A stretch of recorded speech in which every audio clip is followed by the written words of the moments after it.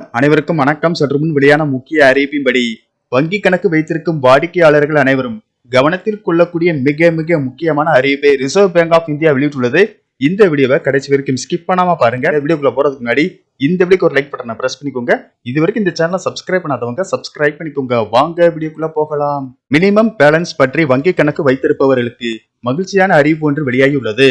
எனவே minimum balance பற்றி வங்கி கணக்கு உள்ள அனைவரும் இதை பற்றி கட்டாயம் தெரிந்து கொள்வது அவசியமாகும். வங்கியில் மினிமம் பேலன்ஸ் அபராதத்தை பார்த்து கடுப்பாகும் நபர்களின் மத்தியில் அவர்கள் மகிழும்படி முக்கிய உத்தரவை ரிசர்வ் பேங்க் ஆஃப் இந்தியா அனைத்து வங்கிகளுக்கும் அதிரடியாக அனுப்பியிருக்கிறது.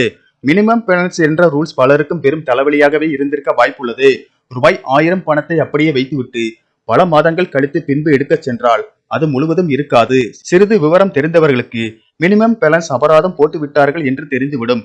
ஆனால் அதை பற்றி அறியாத சாதாரண மக்கள் அந்த பணம் எங்கே போய்விட்டது என்று நினைத்து கவலையடைகின்றனர். இன்னும் சிலர் மாத கடைசியில் வேறு பணம் இல்லாமல் வங்கியில் இருக்கும் ரூபாய் 1000 அல்லது ரூபாய் 500 எடுக்க சென்றால் அப்போதும் அந்த பணம் அபராத பிடித்தம் செய்யப்பட்டிருக்கும். இதற்கு வங்கி கணக்கை முறையாக பராமரிக்காததுதான் காரணம் என்பதை மறுக்க முடியாது. இப்படிப்பட்ட மினிமம் பேலன்ஸ் அபராதத்துக்கு புதிய விதிகளை ரிசர்வ் பேங்க் ஆஃப் இந்தியா கொண்டு வந்துள்ளது. இது தொடர்பான விதிமுறைகளை அனைத்து வங்கிகளுக்கு அனுப்பி வைத்துள்ளது.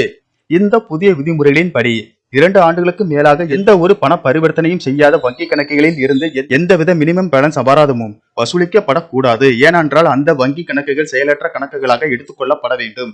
ஒருவேளை கல்வி உதவித்தொகை, அரசு மானிய உதவித்தொகை பெறும் நோக்கில் தொடங்கப்பட்ட வங்கி கணக்குகளாக இருந்தால் அவற்றை செயலற்ற கணக்குகளாக கருதக்கூடாது. இந்த கணக்குகளில் 2 ஆண்டுகளுக்கு மேலாக எவ்வித பரிவர்த்தனையும் மேற்கொள்ளவில்லை என்றாலும் இவை செயலில் உள்ள கணக்குகளாகவே கருதப்பட வேண்டும். அதே போல இந்த கணக்குகள் ஜீரோ பேலன்ஸ் அக்கௌண்டுகளாக இருக்கும் என்பதால் அதிலும் எந்தவித மினிமம் பேலன்ஸ் அபராதமும் வசூலிக்கப்படக்கூடாது. அது மட்டுமல்லாமல் இந்த புதிய விதிமுறைகளின் படி செயலற்ற கணக்குகளை மீண்டும் ஆக்டிவேட் செய்ய கட்டணம் வசூலிக்கப்படக்கூடாது. அதே போல தொடங்கும் போது முந்தைய பராமரிப்பை சொல்லி அபராதமும் கேட்கப்படக்கூடாது. மேலும் 2 ஆண்டுகளுக்கு மேலாக பராமரிக்காமல் செயலிலிருந்து விட்ட கணக்குகள் குறித்து அதன் உரிமையாளருக்கு SMS கடிதங்கள் அல்லது மின்னஞ்சல் மூலம் தெரிவிக்க வேண்டும். அப்போதும் செயல்படாத கணக்கின் உரிமையாளர் பதிலளிக்காத பட்சத்தில் கணக்கு வைத்திருப்பவரை அறிமுகப்படுத்திய நபரை தொடர்பு கொள்ள வேண்டும்.